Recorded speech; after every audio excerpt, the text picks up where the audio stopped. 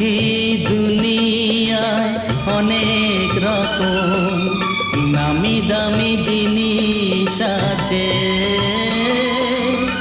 পয়সা টাকায় সবই মেলে, গান মেলে না সবার কাছে।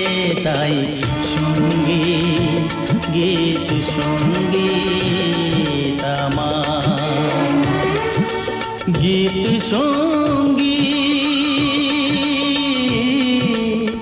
গীত সঙ্গীত গীত সঙ্গীত আমার, গীত সঙ্গীত আমার।